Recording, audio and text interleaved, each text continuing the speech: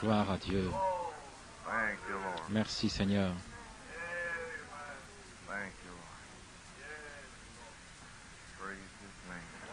Gloire à son nom. Courbons la tête, voulez-vous? Père Céleste, nous sommes si heureux d'être dans la maison de Dieu ce soir, Seigneur. Et il y a une chose que nous désirons, c'est de demeurer dans la maison de Dieu tous les jours de notre vie. Et Père, nous prions ce soir que tu descendes d'une manière spéciale. Oint ta parole, Dieu, oint les gens, oint ton serviteur, Seigneur, pour porter le pain de vie aux gens, Seigneur. Père, que le sang de Jésus-Christ puisse nous sanctifier ce soir et nous purifie. Seigneur Dieu, puisse-tu nous donner une grande foi, une grande compréhension de la parole de Dieu. Père, puisses-tu agir d'une manière spéciale dans nos vies, Seigneur Jésus, afin que nous puissions vaincre les choses du monde. Oh Dieu, puisses-tu vivifier la parole de Dieu aux gens ce soir, Seigneur. Père, que ceux qui n'ont pas fait, Père, le chemin jusqu'ici pour obéir à toute la parole de Dieu, Seigneur Dieu, que ceci soit leur soir de visitation. Oh Dieu, que ceci soit le temps où ils peuvent rejeter tout credo, tout ce qui empêcherait la pleine parole de Dieu d'entrer dans leur vie, dans leur cœur. Oh Dieu, que ce soit cette nuit, Seigneur. Oh Dieu, nous prions que tu montres une image ce soir de la fin des temps, Seigneur Dieu, qu'ils puissent le voir sur un écran. Père, puisses-tu oindre les yeux, oindre les esprits pour comprendre, pour voir la révélation de la seconde venue de Jésus-Christ, oh Dieu. Père, rends-le si réel ce soir, afin que nous sachions que ceci est l'heure. Guéris nos maladies, cher Dieu, oins nos corps, Dieu, nos esprits et nos âmes, car nous te prions et le demandons dans le nom de Jésus-Christ et pour sa gloire. Amen. Eh bien, gloire à Dieu. Nous sommes certainement heureux d'être ici ce soir. Et nous avons pensé que ce soir, nous parlerions simplement, tout simplement être toujours conduits par l'Esprit du Seigneur pour ce que nous allons faire. Et ainsi, nous ne savons jamais ce que nous allons faire. Et nous désirons que le Saint-Esprit nous dise quoi faire. Ainsi, il est bon de voir le peuple de Dieu rassemblé dans la maison de Dieu ce soir. Il est bon de voir frère Kevin à nouveau. Je ne l'ai pas vu depuis environ 2 ou 3 mois, je crois. Et nous croyons que le Seigneur l'a béni. Nous savons aujourd'hui que si nous sommes les enfants de Dieu, Dieu bénit toujours ses enfants. Amen. Oui. Nous voulons dire avant d'entrer dans la parole de Dieu, souvenons-nous de prier pour Sir Hunt et la famille.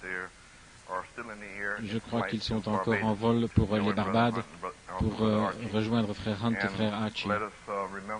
Et souvenons-nous de prier pour l'épouse de frère Dow et sa famille, car frère Dow est décédé hier soir.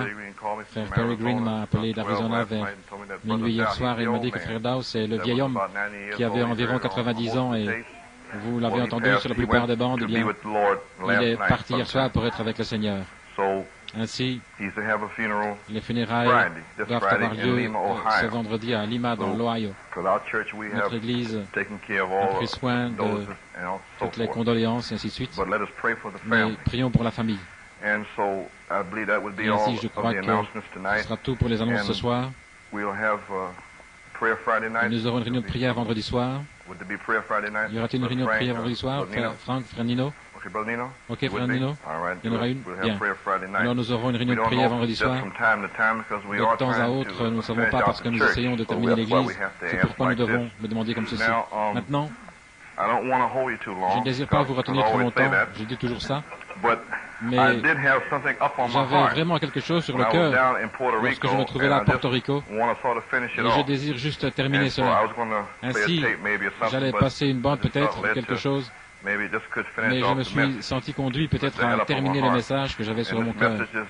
Et ce message n'est pas un nouveau message, mais c'est la seconde venue de Jésus-Christ.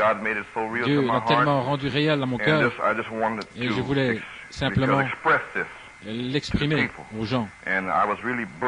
Et j'ai vraiment été béni dimanche soir de voir Dieu rendre cette révélation si réelle à frère Kurt. Et ceux d'entre vous qui n'étiez pas ici, le Saint-Esprit s'est emparé de frère Kurt ici dimanche soir et nous avons été bénis.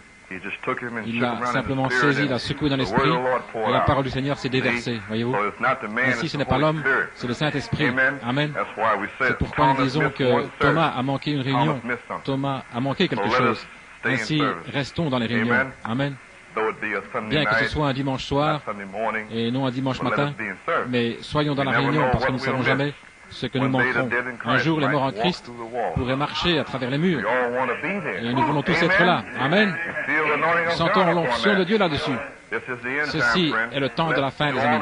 Faisons tout ce qui est en notre pouvoir pour nous empresser d'entrer dans la réunion. Amen. Nous ne voulons rien manquer. Gloire à son nom.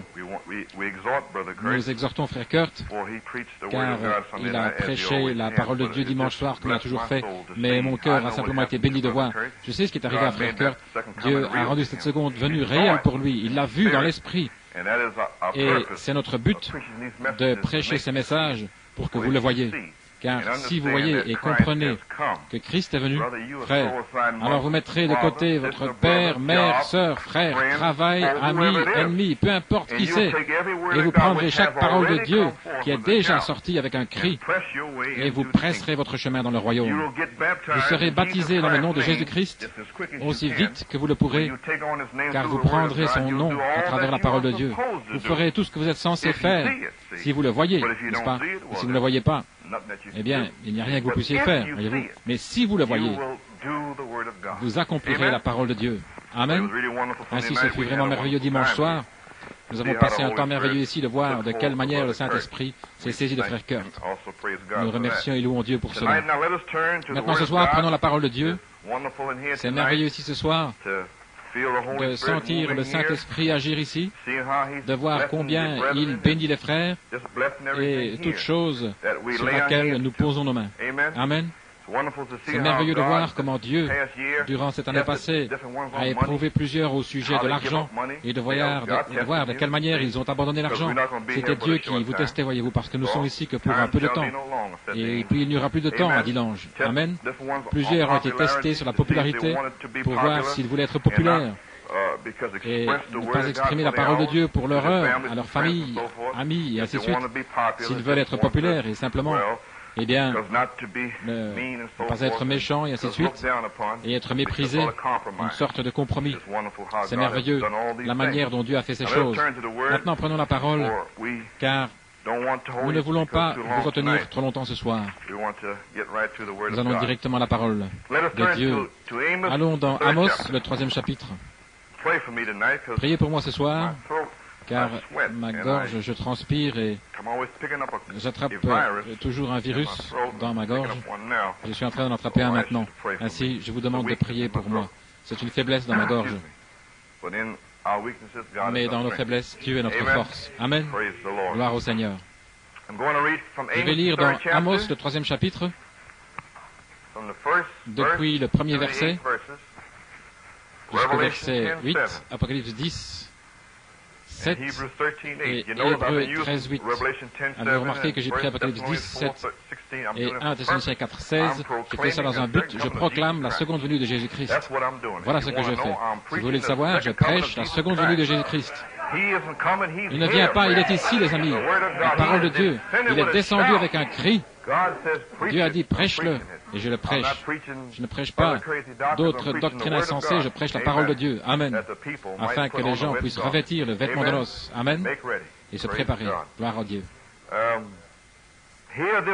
Écoutez cette parole que l'Éternel prononce contre vous, enfants d'Israël, contre toute la famille que j'ai fait monter du pays d'Égypte. Je vous ai choisi seul parmi toutes les familles de la terre. Il parle aujourd'hui à tous ceux, à chacun qui prétend être sauvé. C'est pourquoi je vous châtierai pour toutes vos iniquités. Deux hommes marchent-ils ensemble sans en être convenus? C'est une question. Le lion rugit-il dans la forêt sans avoir une proie? Le lionceau pousse-t-il des cris du fond de sa tanière sans avoir fait une capture?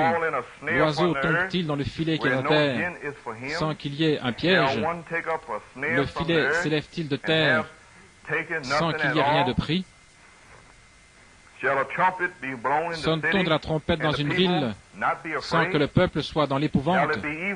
Arrive-t-il un malheur dans une ville sans que l'Éternel en soit l'auteur? Car le Seigneur l'Éternel ne fera rien sans avoir révélé son secret à ses serviteurs les prophètes.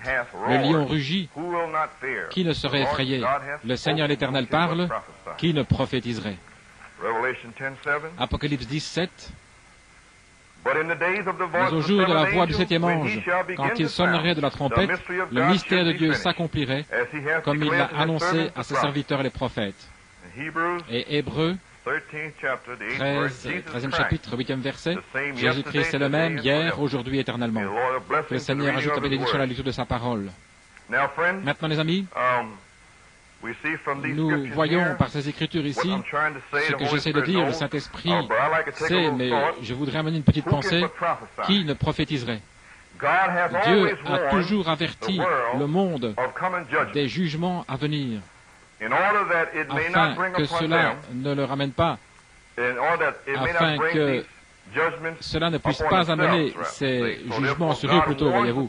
C'est pourquoi Dieu met en garde les gens de ce qui sera, la manière dont il va juger, afin que les gens puissent se préparer, voyez-vous, et n'attirent pas ces jugements sur eux en n'obéissant pas à la parole de Dieu.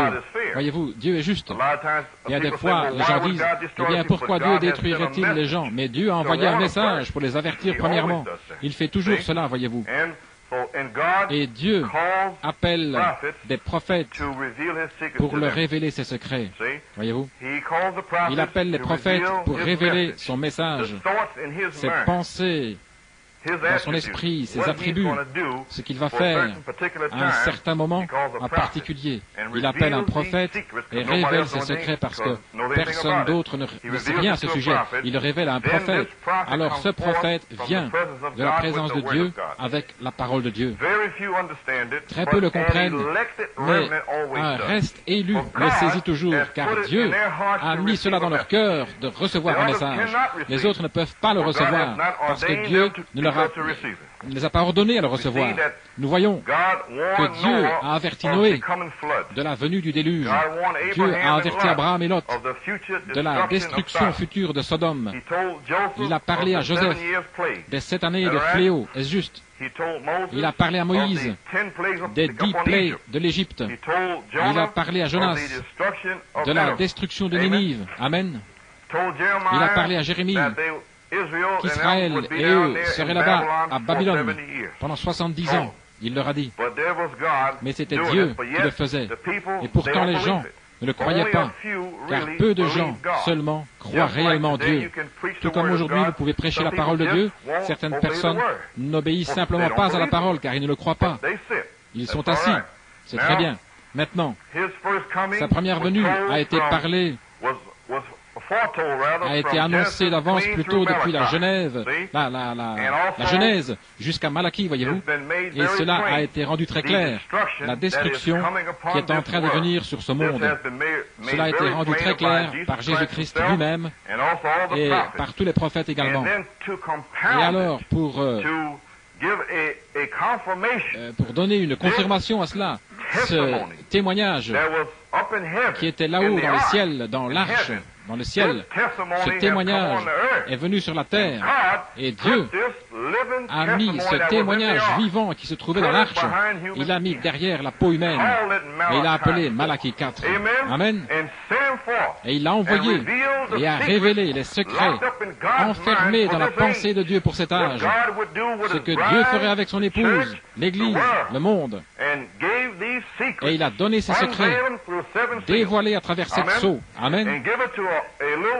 Et il les a donnés à un petit prophète humble du Kentucky.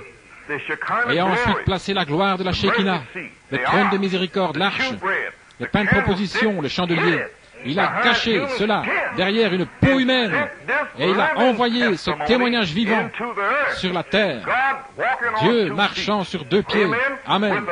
Avec un message pour les gens. Courez pour votre fille pentecôtiste, car le jugement vient. Amen. Entrez dans l'arche, épouse, car je t'ai ordonné à le faire. Amen. Et alors, laissez les autres continuer leur chemin. Ceci a été le plan de Dieu, voyez-vous. Et il a envoyé un prophète confirmé. Ces choses ont été révélées, confirmées. La confirmation, nous le savons, c'est lorsque la vérité est révélée. Ce qui est maintenant, la parole est révélée. Et la vérité. Et lorsque ceci est révélé, Jésus a dit que ces choses seraient. Et nous les voyons maintenant. C'est pourquoi c'est confirmé. Lorsque vous le voyez, lorsque vous voyez la vérité, la prophétie de la Bible, lorsque vous la voyez s'accomplir, alors ceci est confirmé. Il n'y a rien à ajouter. Amen. C'est là. C'est juste devant vous. Vous le voyez maintenant? Et nous savons que le prophète nous a dit qu'il y aurait trois choses principales. Les sodomites, les soi-disant croyants, Jeannès et Jambres, et le Fils de l'homme se révélerait lui-même. Le même, hier, aujourd'hui et éternellement. Il ne change jamais. Comment? Il donnerait son secret à un prophète. Amen. Et à moins que vous ne croyiez qu'il est ce oint-là, vous mourrez dans vos péchés. Vous mourrez dans vos péchés, les amis. Ainsi, nous voyons que Dieu ne ferait rien à moins de le dire à son prophète premièrement. Dieu ne viendrait pas dans une résurrection à moins qu'il ne le dise premièrement à son prophète. Dieu ne jugerait pas la terre à moins de le dire premièrement à son prophète. Dieu ne fera rien à moins de révéler ses secrets à ses serviteurs les prophètes. Amen. Dieu merci, nous avons reçu un prophète en qualité de prophète. Amen. Car nous avons reçu les miséricordes de Dieu. Amen. Oui, monsieur. C'est pourquoi nous voyons, mes amis, que son prophète nous a dit, voyez-vous, que ce septième sceau était caché, c'était un secret. Dieu n'a pas voulu briser le septième sceau en Marche 63, car là-dedans était contenu quand il viendrait et aussi comment il viendrait et ce qu'il ferait sur la terre. Amen. C'est pourquoi Dieu ne voulait pas nous le révéler en Marche 63, parce qu'il l'a caché. Mais il a dit qu'il le montrerait à son prophète. Amen. Mais ce devait être sous la forme d'un message qu'il devait épeler, 63, 64, 65, et il a épelé. Alors le prophète, avec le secret enfermé dans la pensée de Dieu, a révélé que c'était le cri, que ce grand secret était le cri, la parole de Dieu. Amen. Et c'était là. Après l'avoir connu, après l'avoir vu, et après que cela vous a été révélé, qui donc ne prophétiserait? Amen. Il n'y a pas assez de démons, pas assez de vanité mensongère pour empêcher un homme de prophétiser les choses que nous avons vues et entendues. Amen. C'est pourquoi nous inquiétons pas de ce qu'ils disent. Va ici, va là, tu dois faire ceci. Nous savons que nous devons obéir à la parole de Dieu. Nous avons vu la gloire de Dieu. Nous avons vu le témoignage vivant sur la terre. Amen. Cela a parcouru la terre. Dieu a vivifié nos cœurs et a rendu cette seconde venue réelle pour nous. Amen. Et nous sommes dans l'attente de la résurrection. Amen. Gloire à Dieu. Nous voyons ici, dans Amos, qu'il a dit, deux hommes peuvent-ils marcher ensemble sans en être convenus? Amen. Il dit, en d'autres mots, deux hommes peuvent-ils marcher ensemble à moins qu'ils n'aient convenu d'un rendez-vous pour marcher ensemble? Amen. À moins, dirais-je, que vous et moi allons faire une marche demain. Comment pouvez-vous marcher ensemble? Nous devons nous donner rendez-vous. Dieu a fixé un rendez-vous avant la fondation du monde, afin que vous marchiez avec lui en cette heure. Parmi toute cette incrédulité, Dieu a dit, j'ai une épouse qui marchera avec moi, qui prendra la main de la parole de Dieu et marchera, car je leur donnerai la lumière pour voir au temps du soir. Amen.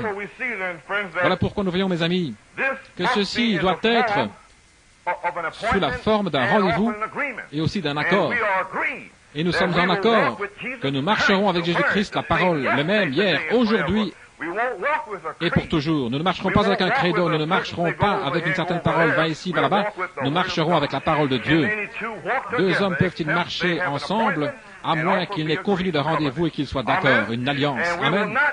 Et nous ne nous séparerons pas de cette alliance.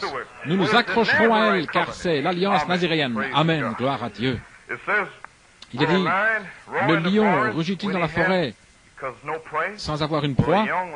Le lionceau pousse-t-il des cris au fond de sa tanière sans avoir pris une capture? L'oiseau tombe-t-il dans le filet qui est à terre? Voyez-vous? Comment l'oiseau peut-il tomber dans un filet à terre s'il n'y a pas de piège pour lui? Comment peut-il tomber là? Amen. C'est impossible, voyez-vous? Très bien. L'oiseau peut-il tomber à terre sans qu'il y ait un filet? Il trappe le filet sur les fils de terre sans qu'il y ait rien de pris. Voyez-vous? Sonne-t-on de la trompette dans une ville sans que le peuple soit dans l'épouvante? Arrive-t-il un malheur dans une ville sans que l'Éternel en soit l'auteur? Voyez-vous?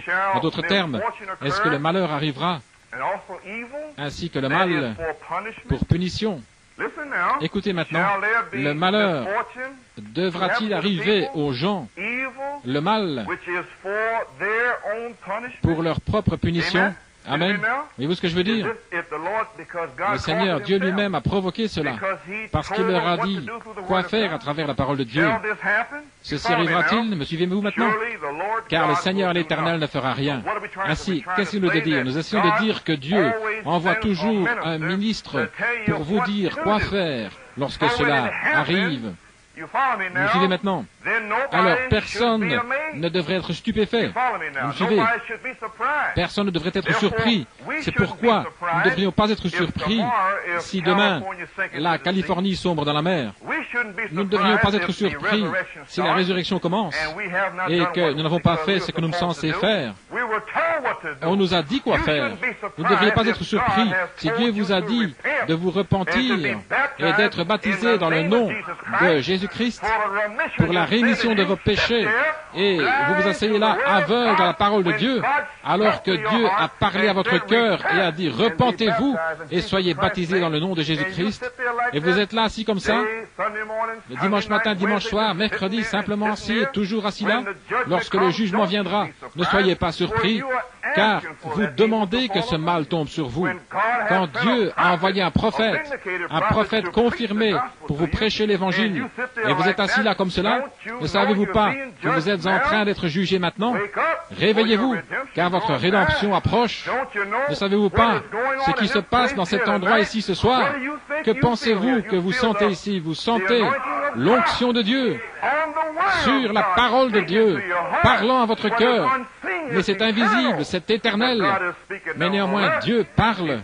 Il parle à travers une bouche, la parole. Amen.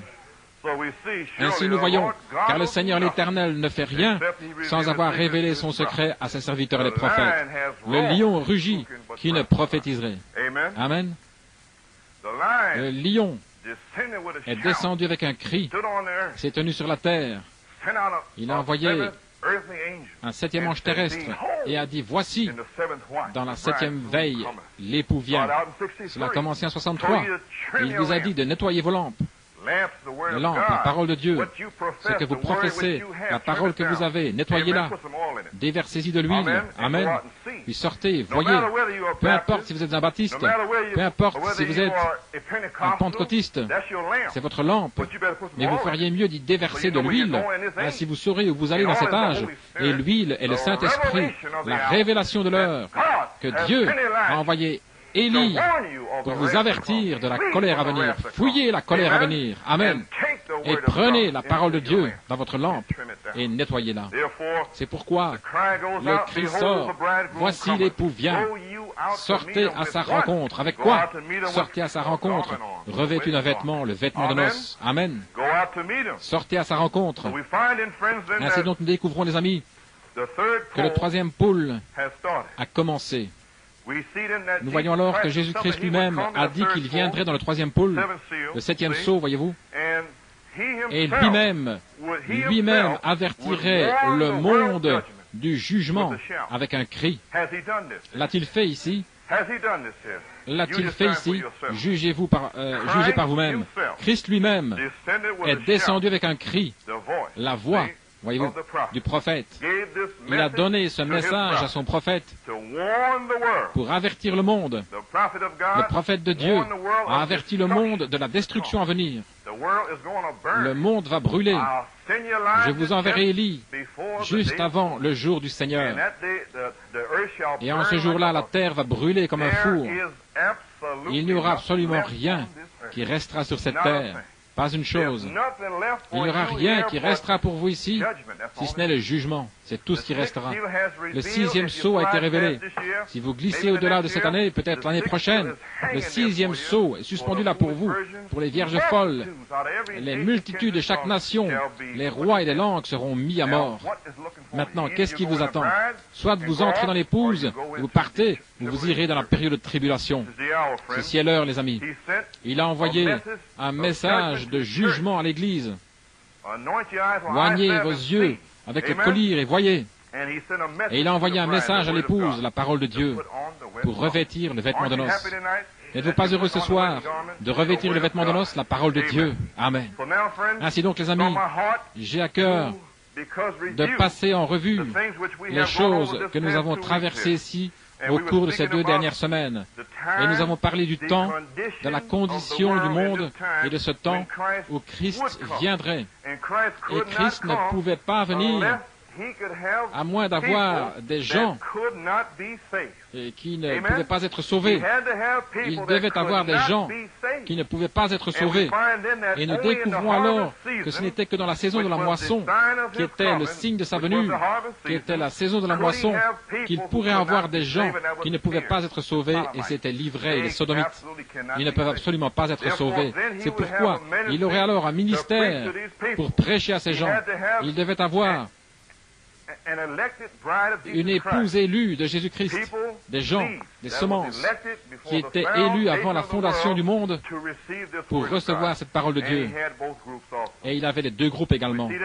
Nous voyons alors, les amis, que lorsqu'il est descendu vers Noé, il a dit, entre dans l'arche Noé. Il est descendu vers Lot. Lot, sors d'ici, Lot. Amen. Il a dit à Abraham, il ne reste plus un seul juste. Je dois descendre à Sodome. Cela s'est-il répété en 1963? Découvrons-le. Maintenant, nous découvrons, les amis, que les 7 sceaux ont été brisés en 1963. Les 7 sceaux qui étaient scellés. Ces 7 sceaux étaient le livre de la rédemption. Nous l'avons parcouru, mais je voulais simplement le repasser en revue avec vous, afin que cela ne passe pas au-dessus de votre tête, afin que chaque personne assise ici sache qu'elle a entendu cela ici et qu'elle l'a compris. Le livre des 7 sceaux était le livre de la rédemption. Maintenant, il est dit là-dedans que lorsque les 7 anges commenceront à sonner, les mystères de Dieu devraient être terminés. Nous découvrons alors qu'il a commencé en 63. Les 7 sceaux ont été ouverts, mais un sceau n'a pas été ouvert au public, cela a été caché. Dieu n'a pas voulu le faire à ce moment-là, en mars 63. Maintenant, nous voulons savoir, ce soir, a-t-il brisé ce sceau? Est-il déjà venu? Il y a un moyen par lequel nous pouvons le découvrir, c'est par la parole de Dieu. Nous voyons alors également qu'avant qu'il puisse descendre, un message est sorti, le signe.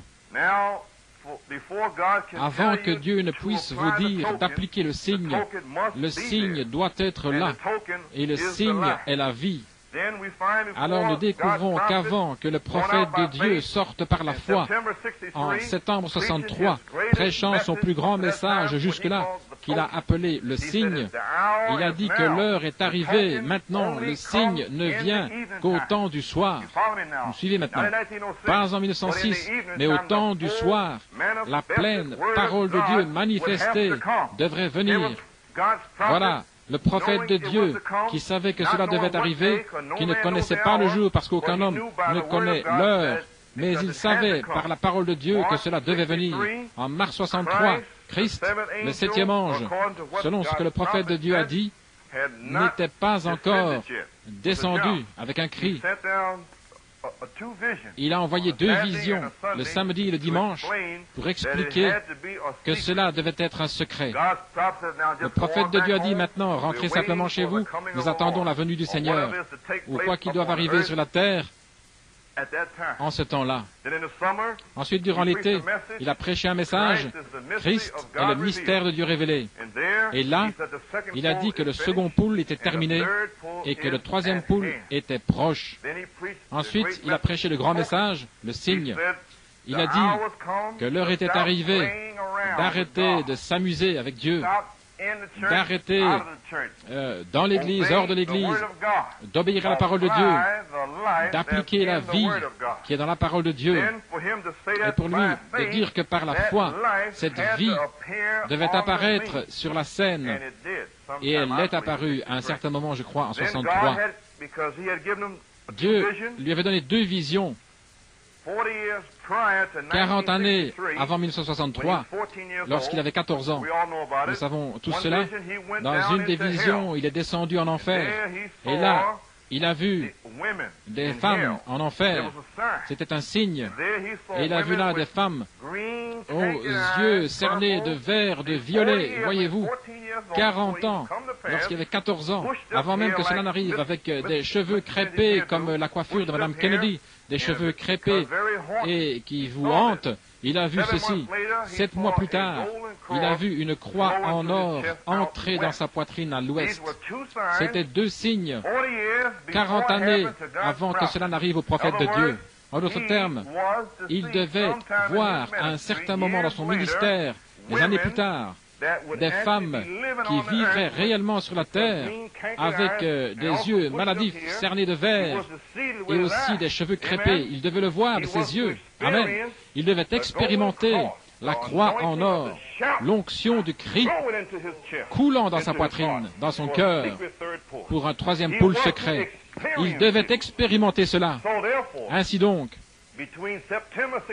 entre septembre 63, je dirais, à un certain moment entre ce temps-là et décembre, car en novembre 63, il a prêché le message, les âmes qui sont en prison. Et là, vous vous souvenez tous de cette bande parce que beaucoup d'entre vous étaient morts de peur. Ainsi, il a dit dans ce message, le 10 novembre, il a dit qu'environ 4 semaines auparavant, donc quelque part en octobre, j'imagine, lui et son épouse se trouvaient à JCPenney. Et juste ces femmes ont monté les escaliers en bavardant là, avec leurs cheveux crêpés, leurs yeux maladifs, cernés de verre, tout comme elles les ont aujourd'hui. Il a dit, c'était là, de retour en enfer, sur la terre. C'était son signe. Avec ce signe-là, le prophète savait que ce 3e pôle était proche. C'était censé arriver à un moment ou à un autre. Et là était son signe. Ensuite, il a attendu que cette onction coule en lui. Très bien. Il s'est avancé à un certain moment-là. Dieu lui a révélé qu'il vient par la parole. La première venue de Jésus-Christ est venue de la manière dont le prophète a dit qu'il viendrait. Amen. Alors, sa seconde venue doit aussi venir de la manière dont le prophète a dit qu'il viendrait la seconde fois, qui est selon la parole de Dieu, pas comme nous le pensons, mais selon le « Ainsi dit le Seigneur » qui a déjà été parlé. Amen. Ainsi donc, le prophète le savait.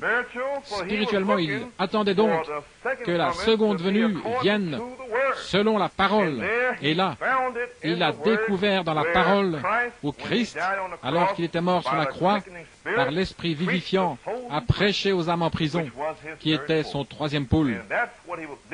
Alors, il a relié cela dans la parole de Dieu, sachant que cette vision qu'il avait eue quelque part en 1956, il ne devait le dire à personne. C'était un secret absolu. Ensuite, il a trouvé dans la parole de Dieu, dans Apocalypse 8:1, lorsqu'il ouvrit le 7e sceau, il y eut dans le ciel un silence d'environ une demi-heure. Amen. Ensuite, il y a eu l'autre vision.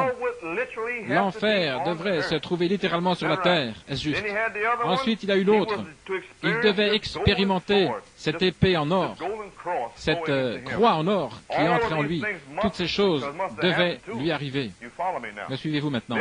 Alors, nous voyons que le prophète de Dieu a prophétisé en 1933 que les femmes seraient nues. Sont-elles aujourd'hui nues dans les rues? Cela est-il arrivé? Cela n'a pas besoin d'interprétation. Vous n'avez pas à dire, eh bien, cela veut dire ceci ou ça veut dire cela. Ça veut dire ce que vous voyez. Elles sont nues. Point. C'est l'interprétation de la parole de Dieu. Elles sont nues. Et l'enfer est aussi sur la terre. Le prophète de Dieu a dit, dans un message que j'ai écouté aujourd'hui, que les grandes sauterelles ici en Apocalypse, toutes ces choses horribles, elles ne sont pas littérales, c'est spirituel. Ce sont des choses spirituelles. Alors, cette tente et tout le reste ne serait-ce pas aussi spirituel? Si ces grandes sauterelles aux longs poils, savez-vous pourquoi elles ont des longs poils épiques? Elles ont des longs cheveux comme une réprimande pour les femmes qui portent des cheveux courts, voyez-vous. Voilà pourquoi elles ont des longs cheveux, pour les hanter dans leur esprit, car ceci est l'âge de la pensée. Tous hors de l'épouse perdent leur esprit. Ils perdent leur esprit maintenant. Mais vous aurez la pensée de Jésus-Christ, la parole de Dieu. Pourquoi? Parce que vous avez été baptisés en son nom. Voilà sa pensée. Vous voulez la pensée de Dieu?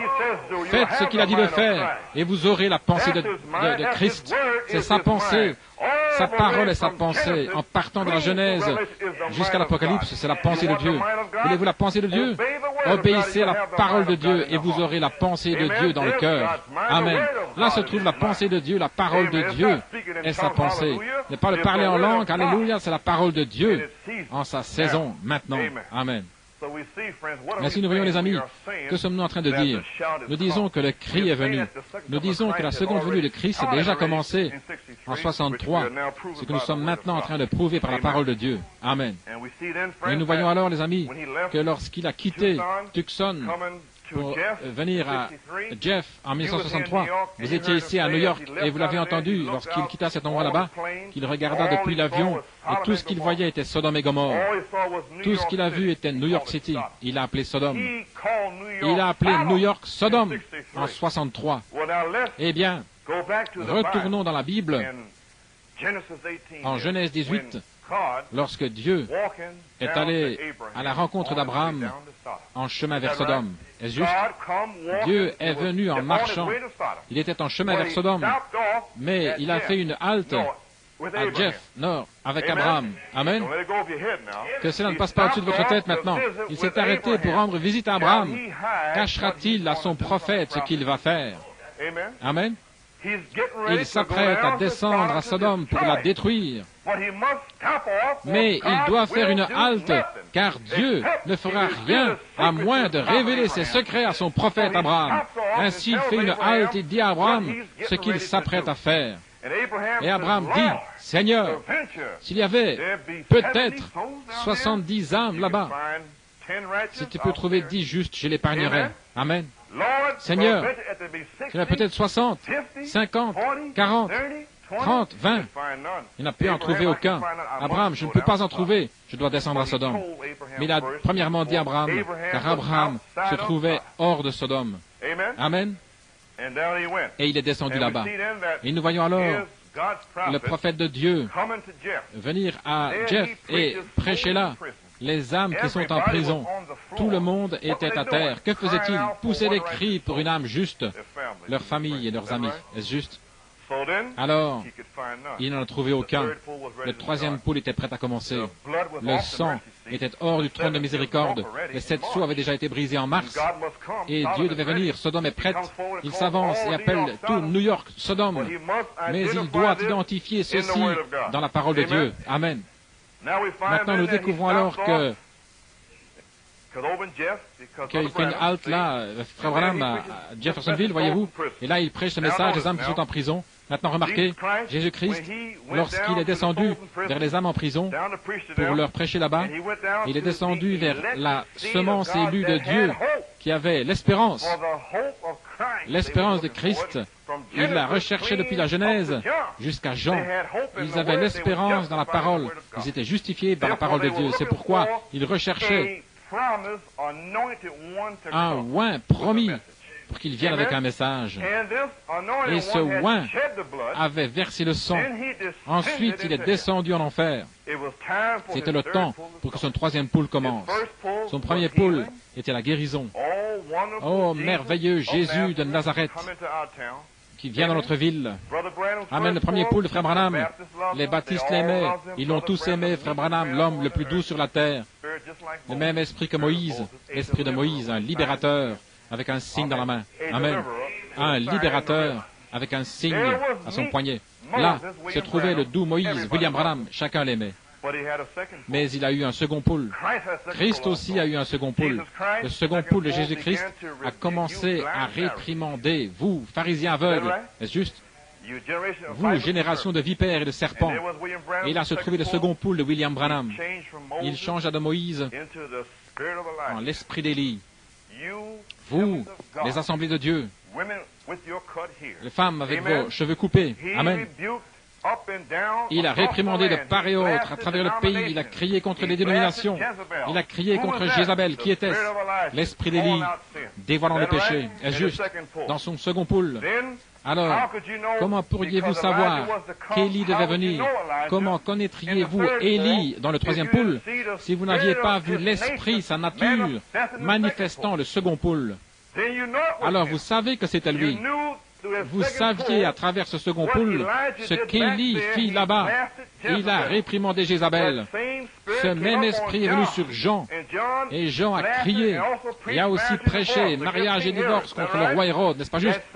Cette même nature est venue sur William Branham. Et il a crié contre Jézabel aujourd'hui. Amen, la même nature. À travers cette nature, elle a été identifiée dans la parole. Amen. Alors, quand le troisième poule commencerait, nous saurions que c'était Élie. Alors, il aurait l'esprit d'Élie, qui est l'esprit de Christ, et qui est humble, qui est simple, à quoi les gens s'achoppent, et ils l'ont été. Ainsi, il s'attendait à ce qu'il crie, et il a simplement marché humblement, il a prêché la parole. Voyez-vous ce que je veux dire maintenant? L'esprit de Christ, l'esprit de Moïse, l'esprit d'Élie et l'esprit de Christ sont le même esprit, l'esprit de Dieu, la même onction, la même que celle de Dieu. C'est pourquoi nous voyons, les amis, que ces semences élues de Dieu, qui étaient dans un endroit appelé paradis, attendaient que la parole promise vienne, et il est venu. Alors aujourd'hui, nous, les élus de Dieu, avec la même promesse, nous nous attendons à ce qu'une parole promise vienne, Malachie 4. Amen.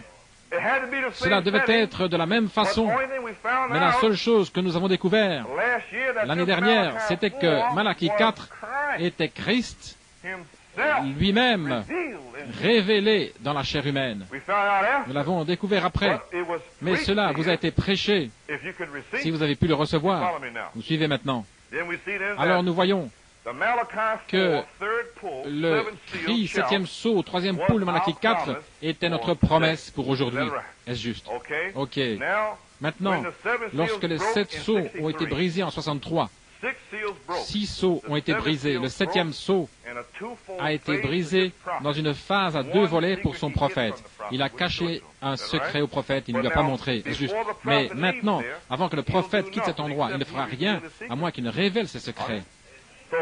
Ainsi, avant que frère Branham quitte cet endroit, Dieu devait lui révéler cette troisième phase. Mais cette troisième chose devait être un secret absolu. Amen. Alors cela pouvait seulement être épelé quelque part dans la parole. Et il a prêché le message, le cri. C'est pourquoi ce secret doit se trouver dans ce cri quelque part. Amen. Mais ce dont nous avons besoin, c'est une révélation pour ouvrir nos esprits à ce qui était. Mais cela, c'est caché dans la parole. Il n'y aura pas d'imitation de ceci.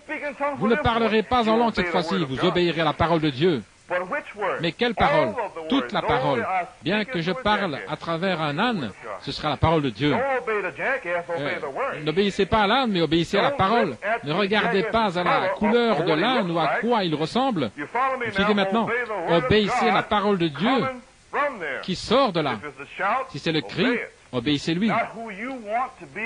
Pas à celui que vous voulez qui prêche là-haut, mais obéissez à la parole de Dieu. Amen. Ainsi, nous voyons alors que Dieu n'a pas permis aux gens de connaître le mystère de ce 7e sceau. Et nous avons découvert que c'était un secret. Et nous avons découvert que la vision a dit, ne leur dis pas. La parole a dit, ne leur dis pas. Comment pourriez-vous le savoir? C'était un secret. Il devait avoir une histoire. Amen. Il devait également avoir un temps. Il devait avoir un âge. L'âge de la parole, l'âge de l'épouse. Il devait avoir un âge. Il n'avait même pas commencé. Il commence juste. Il devait avoir toutes ces choses. Ainsi, il a révélé 6 sceaux, mais il a caché le 7e sceau. Maintenant, en mars 63, le 7e sceau lui-même était un secret. Vous me suivez jusque-là? Amen.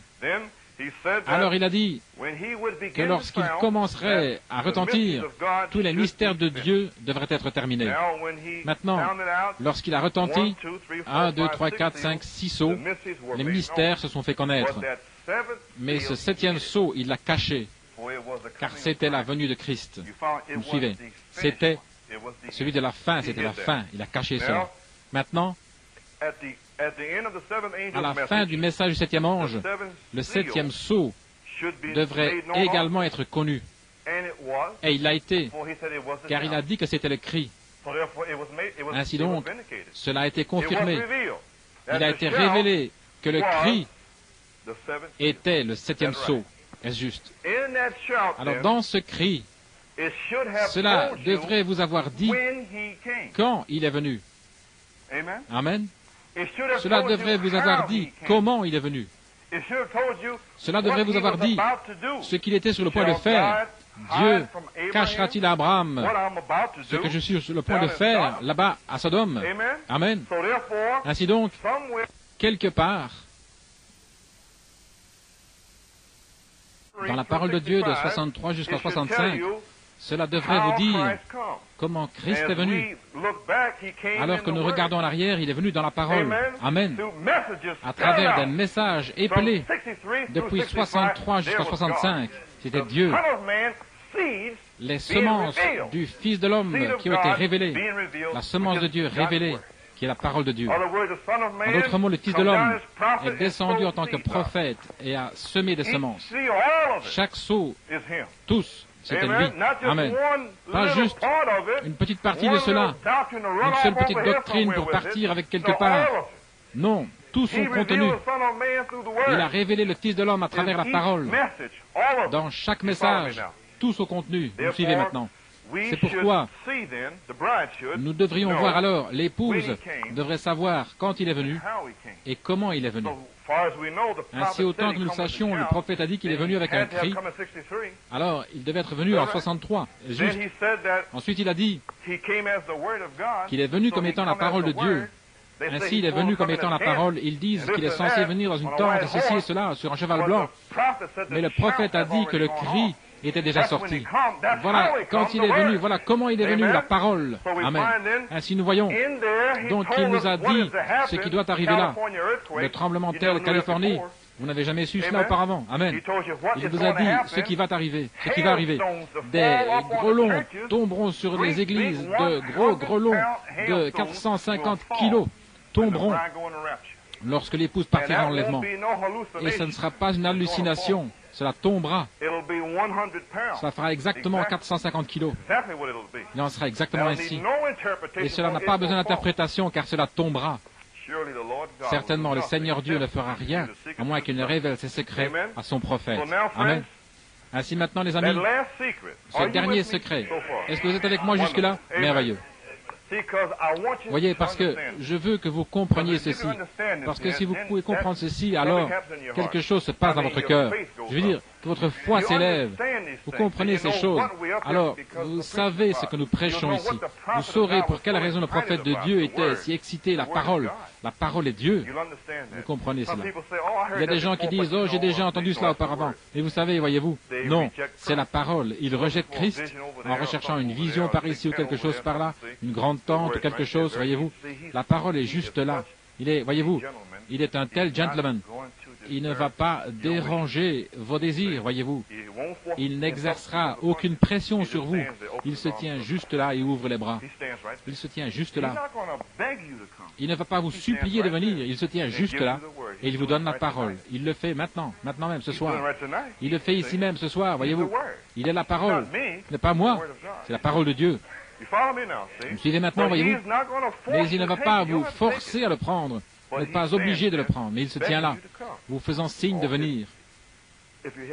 Oh, si vous êtes chargé de fardeau, venez. Voyez-vous? Très bien maintenant. Il avait un secret. 2 secrets du 7e sceau ont été révélés au prophète de Dieu. C'était un mystère en 3 volets, le 7e sceau. Là-haut, dans Sabino Canyon, il a dit, ceci est ton 3e poule qui arrive. 3 grandes choses accompagnent cela. Il lui en a montré 2.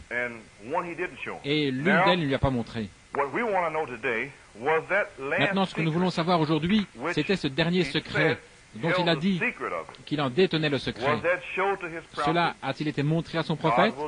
Dieu ne fera rien, à moins qu'il ne révèle son secret, son dernier secret à son prophète. Dieu ne fera rien maintenant. Pensez à la parole. Il est le même, hier, aujourd'hui et pour toujours. J'espère que vous le saisissez.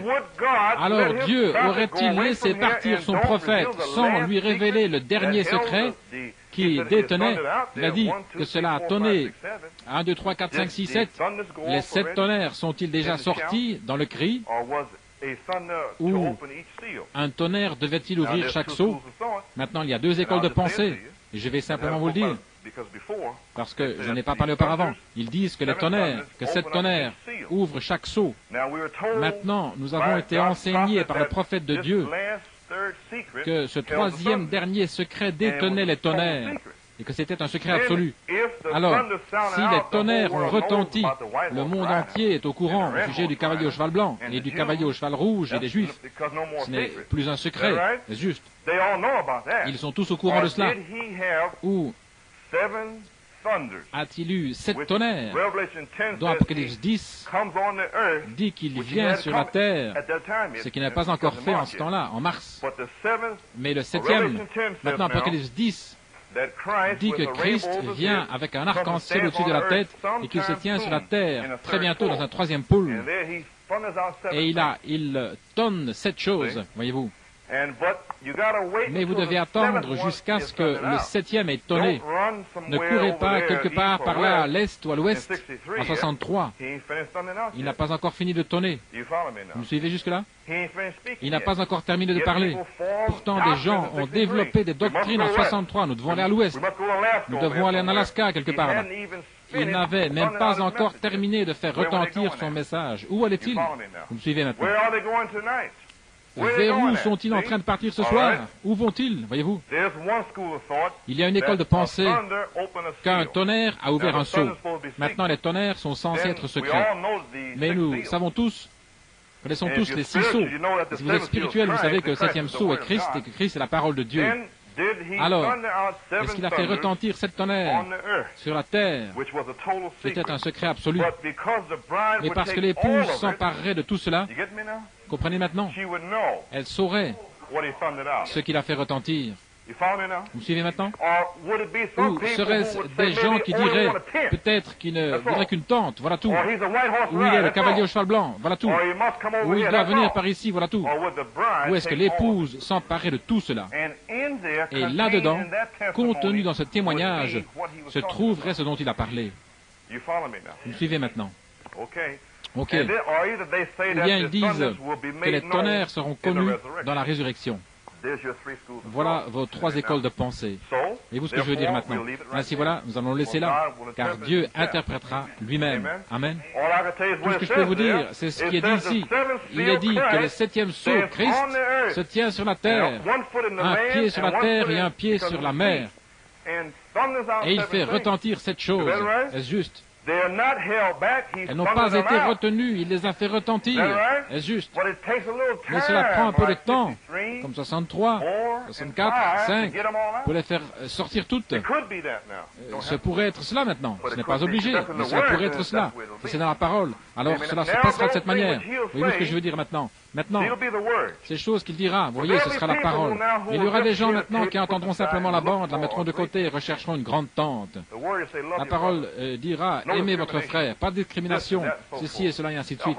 Ils ne veulent pas cela. Une tente, j'irai là-bas et je serai changé là-bas. Amen. Ou est-ce que ces tonnerres qui sont dans la parole seront si simples qu'ils s'y achoperont? Ou est-ce qu'ils pousseront de côté ce message, ils ne voudront même pas l'entendre, et ils attendent une tente miraculeuse dans laquelle ils pourront être changés, dans laquelle ils seront changés soudainement? Est-ce que c'est ça qu'ils pensent? Nous ne savons pas, voyez-vous. Mais nous prêchons simplement la parole de Dieu. Maintenant, voyez-vous, ces tonnerres, était-il le message cri, tel que le temps de la moisson, la balle, la fête des trompettes, mariage et divorce, tout ce qui concernait les tremblements de terre. Savez-vous que c'était le temps de la fin, le chef-d'œuvre, Melchisedec, et tous ces messages étaient cela le cri, les tonnerres, la voix, et les tonnerres sont la voix de Dieu. Ces messages étaient-ils la voix de Dieu? Le prophète l'a dit. C'était le cri qui est la voix de Dieu. Vous suivez maintenant? La bande, l'enlèvement. La voix de Dieu est venue dans un prophète et a dit, va et ne pêche plus. Qui a dit cela? Dieu l'a dit. Mais vous avez vu un homme le dire. Amen. Et seulement Dieu peut pardonner le péché. Est-ce juste? Eh bien, la colonne de feu est descendue et a pardonné le péché. Mais c'était seulement l'épouse, voyez-vous. Très bien. L'épouse a été piégée par Satan. Différentes choses, et ainsi de suite.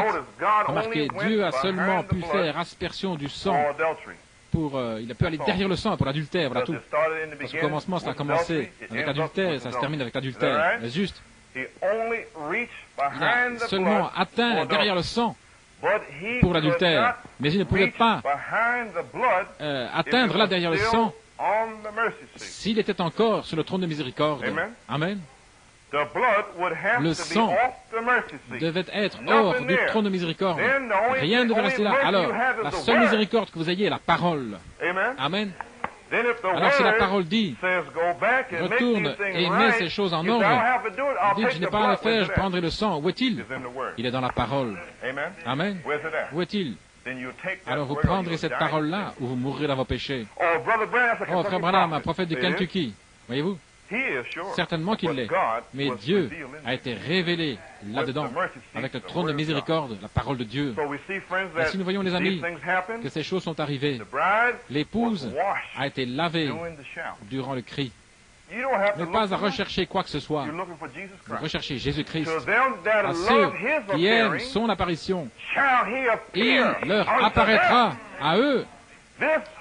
Cette espérance vous purifie maintenant même. Il n'a pas dit pour ceux qui veulent partir là-bas. Vous savez ce dont je parle. Ils courent par ici. Ceux qui ne peuvent pas rester assis ici et prendre la parole de Dieu, mais qui ont besoin de quelque chose d'autre. Ils doivent savoir, ce ne sont pas les gens autour de vous. C'est d'où sort la parole. Amen. Peu importe si je devais m'asseoir parmi les démons, aussi longtemps que la parole sort. Car c'est la parole qui vous perfectionne. Amen. La parole vous rend pur. La parole vous lave de vos péchés. Est-ce juste? Peu importe qui est assis là. Peu importe de qui cela vient aussi. Aussi longtemps que la parole de Dieu vient au travers de cela. Amen. Mais les gens s'inquiètent au sujet de l'endroit juste. Je préfère m'asseoir et ceci et cela et ainsi de suite. Dieu ne se soucie pas de ce que vous pensez ni de vos préoccupations. Amen. Il a déjà amené un cri. Amen. Ainsi nous voyons donc, mes amis, y avait-il quelque chose là dans ces messages? Le cri? Ceci? Était cette tonnerre? Je ne sais pas.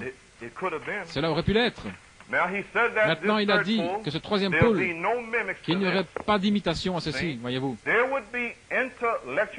Il y aurait des croyants intellectuels qui essaieraient de comprendre cette chose-là. Et alors que nous y arriverons dans quelques messages, nous découvrirons que tous vivent par la même onction. Oui, monsieur.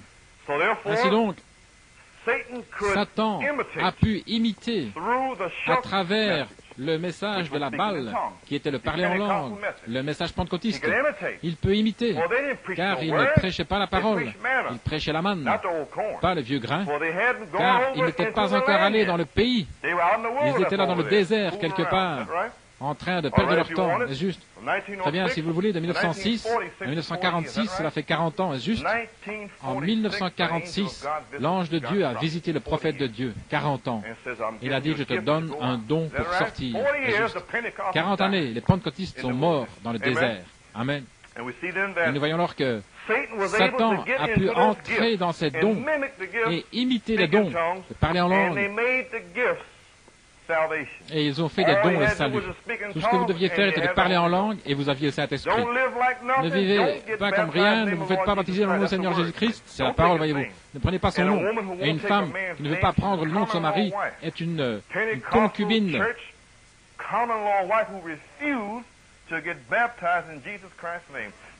N'essayez pas de comprendre la chose, voyez-vous. Si vous refusez de prendre son nom maintenant, eh bien, vous commettez un adultère spirituel maintenant même. Vous êtes adultère. Et ce qui est en vous sera illégitime. Il n'y aura pas de père, car vous refusez de lui donner un nom. Vous ne voulez pas le nom du Seigneur Jésus-Christ. Vous ne voulez pas prendre son nom. Je ne veux pas ton nom. Je veux Père, Fils et Saint-Esprit, un titre. Eh bien, gardez-le, vous êtes une adultère. Vous n'avez pas de mari. Votre enfant, vous enfanterez dans la saison de la moisson, dans la résurrection. Il y en aura un qui va sortir. Ce sera un mort-né ou ce sera Christ. Et cet enfant-là n'aura pas de mari. Je veux dire qu'il ne portera pas le nom du Père parce que vous ne voulez pas qu'il y en ait un maintenant même. Voilà les gens, lorsqu'ils entendent l'Évangile, lorsqu'ils entendent Acte 2:38, ils ne le veulent pas. Ils ne veulent pas de nom pour l'enfant qu'ils prétendent avoir dans leur sein. Mais Marie a dit qu'il me soit fait selon ta parole. Seigneur, peu importe ce que tu dis, je le ferai. Amen. Je n'ai pas d'idée préconçue. Quoi que tu dises, je le ferai. Amen. Et je le ferai avec plaisir. Voilà l'épouse, voyez-vous. Il n'essaie pas de comprendre la chose, voyez-vous. Est-ce que vous êtes avec moi? Nous essayons simplement d'enfoncer la chose. Ainsi donc, nous voyons que ce message serait toute la parole et elle serait épelée. Cependant, des gens prendraient, avant même que cela ait été épelé, ils sortiraient en courant avec une pensée. Va par ici, va par là. Et celle-ci était la meilleure. Crois seulement le message et tu as le Saint-Esprit. Le diable croit le message et il n'a pas le Saint-Esprit. Vous devez vivre une vie. Mais il y avait le diable essayant d'imiter le troisième poule, essayant de sortir une petite doctrine comme le parler en langue, de croire simplement, voyez-vous. Et ceci en 63, 64. Et beaucoup de gens ont été troublés à ce sujet. Et pourtant Dieu a dit, je ne change pas, je suis le même, hier, aujourd'hui, éternellement. Il y a un baptême du Saint-Esprit qui n'a jamais changé. Il y a l'eau, le sang, l'esprit. Vous ne pouvez pas briser cela dans le naturel et dans le spirituel. Justification et sanctification et le baptême du Saint-Esprit.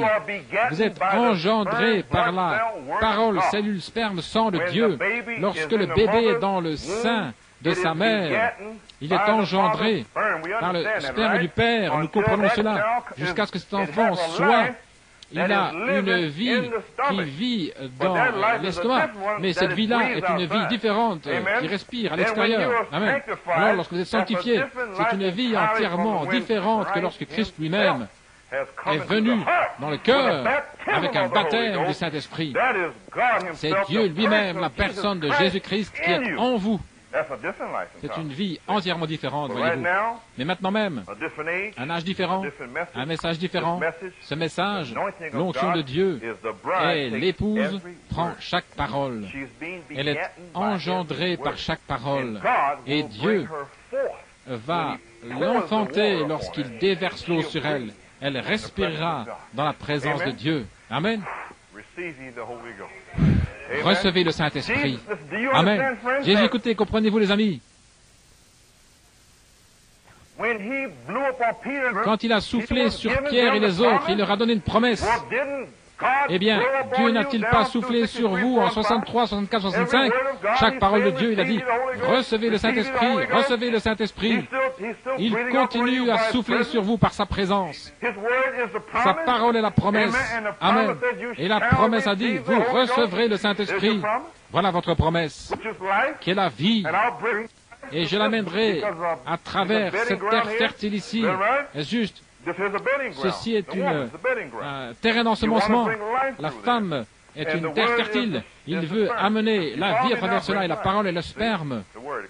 Est-ce que vous me suivez maintenant? Elle amène la vie, voyez-vous, la parole. Je parle maintenant du spirituel. Amen. Ainsi, nous voyons donc, mes amis, que le septième est toujours un mystère. Observez ce septième, c'est la fin. C'était la venue du Seigneur. Le cri, la voix, la trompette. Le ciel était silencieux, un silence d'une demi-heure. L'agneau avait quitté le trône de miséricorde. Il est descendu avec un cri. Amen. Il est descendu. Le septième ange du ciel jura qu'il n'y aurait plus de temps. Ensuite, Il a quitté le trône de miséricorde. Il s'est avancé pour recevoir son épouse. Mais il a dit qu'il aurait une épouse parole. Pas une épouse, alléluia, mais une épouse parole. Ainsi, il enverra la parole à un cri et elle prendra la parole. Pas ce qu'elle ressent. Vous suivez maintenant? Abraham et Sarah n'ont rien senti. Ils ont pris la parole. Amen. C'est pourquoi l'épouse ne sent rien. Elle prend la parole. Dieu l'a dit. Qu'il en soit ainsi. Dieu l'a parlé. Pas une parole ne retournera à moi sans effet. Amen. Elle prend la parole. Elle renonce au monde et les choses du monde. Elle ne se soucie nullement des traditions familiales, de l'argent, de la popularité, du surnaturel. Elle ne se soucie pas de tout cela. Elle veut la parole de Dieu. Amen. Sarah n'avait pas la foi pour la parole. Est-ce juste? Ainsi Sarah, à travers les œuvres charnelles, qu'a-t-elle vu? Elle a vu Agar. Amen. Et Agar était belle. Ainsi Abraham amène cette personne à travers elle, ce que je peux voir. Est-ce juste? Mais Marie a dit, qu'il me soit fait selon ta parole. Qu'il me soit fait selon la parole, pas ce que je peux voir. Suivez-vous maintenant. Un ange a dit, tu enfanteras un fils. Son nom sera Emmanuel. Amen. Marie n'a pas vu cela, mais l'ange, le messager, l'a parlé. Et Marie a reçu le message. Mais pas Sarah, voyez-vous. Sarah est la sanctification, les œuvres de la chair.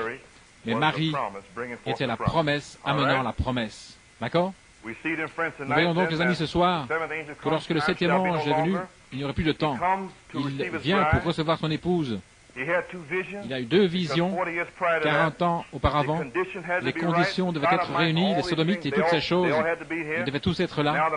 Mais maintenant, Malachie 4 était le dernier signe. Le dernier signe que vous verrez avant le jugement. Est-ce juste? Maintenant, qu'est-ce que Malachie 4? Dieu lui-même apparaissant dans la chair humaine. Malachie, c'est le signe. Avez-vous vu ce signe?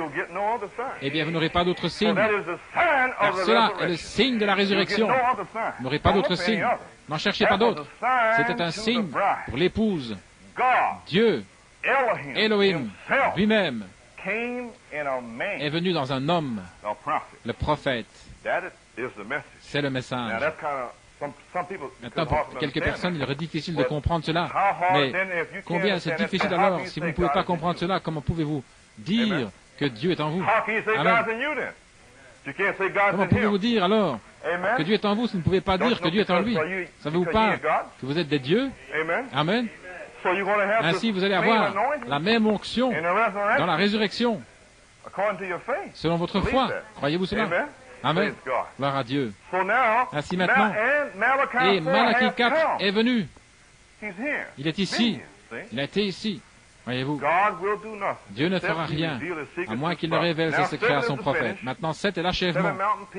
7 sommets montagneux, 3 pôles, est juste? Le 7e ange sur la terre, le 7e ange en haut, dans le ciel, est juste? Le 7e âge de l'Église, 7 trompettes, 7 coupes. Le prophète de Dieu a parlé de 77. Il a prédit qu'en 1977, ce serait la fin. Est-ce juste? Écoutez maintenant ce que je dis. Il a dit, sur une bande, messieurs, quelle heure est-il? Cela a été dit, cela a été écrit dans le magazine Parade, le 9 décembre 62, que notre calendrier retarde de 7 ans. Est-ce juste? Très bien maintenant. Je ne dis pas ceci, mais il a été dit que le calendrier retarde de 7 ans. Alors si le calendrier retardé de 7 ans, 1963 était en fait 1970. Observez vos 7. Voyez-vous ce que je veux dire? Observez tous vos 7. Alors si c'est ainsi, alors ceci, ce serait 74. Eh bien la Bible dit qu'il y aura 3 années et demie de période de tribulation. Me suivez-vous? Et cela devrait être 77 ramené à 64 et demi. Si c'est ainsi, alors quelle heure est-il? Où en sommes-nous ce soir? Comprenez-vous ce que j'ai dit? Je dis simplement, si c'était ainsi, en juin cette année, serait la moitié de 74 ou 67. De juin cette année jusqu'en 77, cela ferait 3 ans et demi. Maintenant, je n'ai pas dit cela. Il est dit que le calendrier retarde de 7 ans. Cela a été dit. Ce n'est peut-être pas ainsi, voyez-vous. Mais si c'était ainsi, alors ça se terminerait juste en 77.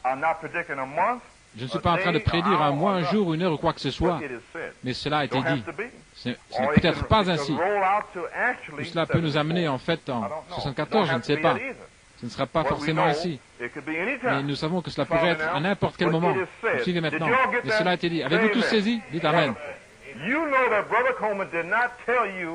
Et si vous savez que Frère Coleman ne vous a pas dit que l'enlèvement devrait arriver cette année, parce que quelqu'un va sortir d'ici en disant Frère Coleman a dit, s'il vous plaît, ne le dites pas à votre épouse. Ne dites pas à celui-ci ou celui-là que j'ai dit cela, parce que je ne l'ai pas dit. J'ai dit, c'est ce qu'on dit. Parce que quelqu'un va dire à son épouse, écoute, Frère Coleman a dit que l'enlèvement va venir en juin, ou ceci ou cela. J'ai pas dit ça. Je ne l'ai pas dit. Amen. Gloire au Seigneur. Gloire à Dieu. Bon, je voulais juste dire ça, c'est tout. Et si maintenant nous voyons, les amis, que le prophète a dit que 77 doit être la fin, voyez-vous. Maintenant, le chiffre 7 est toujours un nombre particulier pour Dieu. C'est un nombre d'achèvement. L'Arche de Noé est resté là pendant 7 jours, juste. Et les 7 à travers toute la Bible. Maintenant, les âmes qui sont en prison. Le prophète de Dieu a dit que les âmes qui sont en prison ont prouvé le troisième poule de Jésus-Christ, voyez-vous. Car dans les âmes qui sont en prison maintenant, il a mentionné qu'il devait prêcher, Christ l'a fait, il devait prêcher aux âmes qui ne pouvaient pas être sauvées et prêcher aux gens qui attendaient la venue de celui qui était promis. Amen. Ainsi donc, est-ce que ça est arrivé? Eh bien, vous devez le voir. Maintenant, ce ministère qui allait venir devait être un ministère témoin. Jésus-Christ le même hier, aujourd'hui et éternellement. L'Esprit dirait, viens à l'épouse. Les autres ne sauraient rien à ce sujet. La parole de Dieu parlerait comme elle l'a fait durant ces 3 années. Voyez-vous. Et alors, en ce temps-là, Dieu viendrait à Abraham et dirait, Abraham, je ne peux pas trouver un seul juste, je descends à Sodome. Voyez-vous? Aujourd'hui, les 7 sceaux sont brisés. Il ne reste plus de miséricorde là-haut, sur le trône de miséricorde. Il n'en restait plus. Alors Dieu a été libre de descendre avec un cri. Est-il descendu? À vous de voir. Suivez-vous maintenant? Plus de miséricorde. Abraham, il ne reste plus rien. Abraham, je descends. Dieu est-il descendu? Le prophète l'a dit. Il est descendu avec un cri. Amen? Ok. À la fin de la bande, sur les âmes qui sont en prison, il y a quelque chose que je vais vous lire. Frère Branham a prié. Il a prié la prière du Seigneur. La Bible parlait de ces Juifs au moment où ils étaient prêts à crucifier Jésus-Christ. Il a dit, ce sont les paroles de William Branham,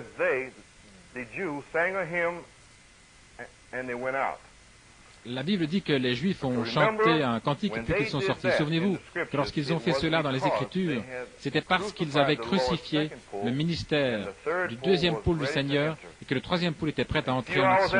Quelques années plus tard, quelques heures plus tard, il est descendu dans le séjour des morts et a prêché aux perdus qui avaient rejeté leur grâce. Ensuite, juste après cela, le tabernacle a chanté un cantique. Ma foi regarde à toi. Maintenant, remarquez, le prophète a parlé ces paroles et a dit, après qu'ils ont chanté un hymne, quelques heures après, Christ a été crucifié et est descendu en enfer. C'était le 10 novembre. Quelques heures plus tard, il était à New York. Juste après cela. Avez-vous entendu ce que j'ai dit? Quelques heures après ça, c'était pas 24 heures environ, il était à New York le 11 novembre au Mark Auditorium pour l'église, le Rock Church, et il l'avait invité là. Et voilà qu'il est venu et a prêché 7 messages. Mardi, samedi matin, samedi soir et dimanche soir, 7 messages. Dimanche soir, il a prêché une fois encore, Seigneur. Est-ce juste? Nous étions tous là, n'est-ce pas? Maintenant, ce soir-là, il a fait quelque chose de différent. Il est sorti. Il y a quelque chose ici que je suis censé lire. Oui, ce soir-là, quand il a eu terminé de prêcher, vous êtes toujours avec moi? Voulez-vous entendre ceci? Amen. Je ne veux pas vous épuiser, voyez-vous. C'était la prière de William Branham. Juste à la fin du message, encore une fois, Seigneur. Il a dit, je suis pressé de faire ceci. Encore une fois, Seigneur. Chacun, sincèrement, avec révérence, juste aussi respectueux que vous puissiez l'être. Seigneur Jésus, voici sa prière. Grand maître de la vie, le berger des brebis, viens, Seigneur. Ces gens ont faim. Ils ont soif. Seigneur, remarquez maintenant, pendant des années, j'ai voulu voir ceci arriver. Maintenant, pendant des années, la colonne de feu est venue, est juste. Pendant des années, la colonne de feu est descendue là même. Il a dévoilé les secrets de leur cœur. Et ici, il dit, pendant des années, j'ai voulu voir ceci arriver. Peut-être que cela arrivera. Encore une fois, Seigneur. Encore un grand mouvement de l'Esprit. Encore une fois, Seigneur. Et l'Église pourrait recevoir la foi de l'enlèvement pour partir. Accorde-le, Seigneur. Ensuite, il dit, fais-nous savoir que tu es avec nous et nous te louerons pour cela. Dans le nom de Jésus, nous le demandons. Amen. Maintenant, il a dit, je sais que ce n'est pas beaucoup de mots, je sais que ce n'est pas une longue prière, mais il connaît mes objectifs. Jésus peut-il vivre parmi nous ce soir? Le Messie doit s'identifier lui-même comme étant la parole, voyez-vous. Ensuite, il a parlé de Jésus-Christ au sujet de Sodome. Maintenant, la première personne à venir était une femme du nom de Mme Taylor. Comme il a vu, une femme. Il a dit ici, croyez-vous que je sois son prophète? Je le dis clairement ce soir. Croyez-vous que dans les derniers jours, selon Malachie 4, 5 et 6, une promesse nous a été faite qui ramènerait le cœur des enfants vers les pères. C'était la seule fois qu'il a dit cela. Et il l'a dit à New York City. Quelques heures après qu'ils aient chanté l'hymne à la fin des âmes qui sont en prison maintenant. Ce sont toutes des choses spirituelles. Me suivez-vous maintenant? Ainsi, les amis, lui, Christ, avec le cri, je le crois, s'est identifié lui-même étant à Sodome. Vous suivez ce que je dis maintenant? Où était Sodome? À New York City. Le pape est venu au même endroit peu de temps après. Il s'est également identifié ici, avec le chiffre 13 et ainsi de suite. Maintenant, je ne dis pas qu'il y a quelque chose qui est censé arriver ici. Je n'ai pas dit cela. Amen. Merveilleux. J'ai seulement dit que le prophète de Dieu s'est identifié étant à Sodome. Voilà tout ce que j'ai dit. Le pape est venu ici. Il y a eu un obscurcissement ici. Il y a eu un feu extraordinaire par ici, alors que je me trouvais à Porto Rico. Des signes de feu pour brûler la terre. Si vous voulez savoir que sont ces choses, elles ne sont pas simplement produites comme cela. Les gens disent, oh, ça vient d'arriver. Ça ne s'est pas passé. Ces astronautes, cela ne s'est pas encore produit. Ils ont dit qu'ils n'iront pas sur la Lune et ils n'y vont pas. Ils peuvent le penser, mais suivez-vous maintenant. Mais ils n'y vont pas, voyez-vous. Il a dit, ayez domination sur la terre. Maintenant, ça c'est clair, la terre. Amen. Très bien. Pourquoi est-ce que je vous dis ces choses? Afin que vous n'ayez aucune excuse. Afin que vous le sachiez. Je crois que Jésus-Christ est descendu avec un cri. Cela a changé ma vie. Je m'attends à la venue imminente de Jésus-Christ. Dans le deuxième volet, dans la résurrection, frère Kirk l'a saisi. Il sait ce que cela signifie. Ainsi, il a prêché avec tout ce qui était en lui. Dieu le lui a révélé. Dieu doit vous le révéler. Ainsi, vous pouvez simplement rester assis là, aveugle, regardant simplement, juste aveugle. Vous ne savez même pas ce qui se passe. La parole se rend réelle. Vous le voyez. Amen. Gloire à Dieu. Ainsi, c'est l'heure, les amis. Maintenant, remarquez. J'ai dit là, le 17 novembre, dans le 7e message, ces choses n'arrivent simplement pas. Elles n'arrivent pas. Mais si vous le dites à n'importe qui, oh, de quoi parlez-vous? New York, ceci, non, voyez-vous. Mais cela est arrivé. Cela est arrivé. Vous me suivez? Alors, nous voyons que le Seigneur est-il venu en 1963? Ça dépend de vous. Si vous voulez le croire, ça dépend de vous. Je ne sais pas. Voyez-vous? Maintenant, j'ai quelque chose à lire ici également. Je fais simplement ici ce soir pour terminer. J'ai essayé de vous donner tout ce que le Seigneur nous montrerait. Maintenant, il a prêché un message. Tournez les regards vers Jésus. Êtes-vous fatigué? Amen. Il a prêché un message le 29 décembre 1963, le 12e mois, un mois après avoir prêché les âmes qui sont maintenant en prison, ceci est sur la bande, tournez les regards vers Jésus, ce sont ses paroles. Ce sont ses paroles. Le troisième poule, remarquez ces paroles maintenant, a maintenant été confirmé. Voyez-vous? Souvenez-vous, il n'y aura jamais d'imitation de cela, parce que cela ne peut pas être. Il est maintenant venu à l'existence. Et je suis averti de ceci que bientôt, juste en ce temps-ci, maintenant, cela vient d'arriver. Voyez-vous? Cela vient d'arriver, il a dit. Ainsi, cela pourrait identifier sa présence parmi vous, le signe. Mais cela ne sera pas utilisé dans une grande mesure jusqu'à ce que ce concile, le concile mondial, commence à exercer sa pression. Et lorsque cela viendra, lorsque ce temps viendra, lorsque la pression viendra, alors ce que vous avez vu temporairement, vous le verrez manifester dans la plénitude de sa puissance. Qu'est-ce que la puissance si ce n'est la puissance de résurrection? Qu'est-ce que la puissance si ce n'est la puissance de résurrection? Dieu se cache dans la simplicité avec un cri et ensuite parle à travers l'épouse avec une voix en pleine puissance, l'épouse de Jésus-Christ qui a bu dans le cri dans son cœur et a médité et a conservé cela, qu'il me soit fait selon ta parole. Peu importe si les diacres le disent, les anciens, peu importe qui le dit, mais qu'il me soit fait selon ta parole. Peu importe ce à quoi cela ressemble, d'où cela vient, qu'il me soit fait selon la parole de Dieu. Je crois chaque parole de Dieu, de tout ce qu'il a dit, la parole de Dieu. Qu'il me soit fait. Pourquoi? Je suis en train de planter les semences là-dedans. Si je vais simplement planter un pommier, je récolterai des pommes. J'obtiendrai des pommes. Amen. Je ne ferai pas de mélange maintenant, car sinon j'aurai un enfant mort-né. J'en aurai deux là-dedans. Qu'un et un autre. J'en aurai simplement un, Jésus-Christ là-dedans, la parole. Je ne mettrai aucune autre chose là-dedans. Suivez-vous maintenant. Ne mettrai pas, eh bien, tu dois aller là. Non, je ne vais pas aller là-bas. Je vais ici même. Qu'il me soit fait selon la parole.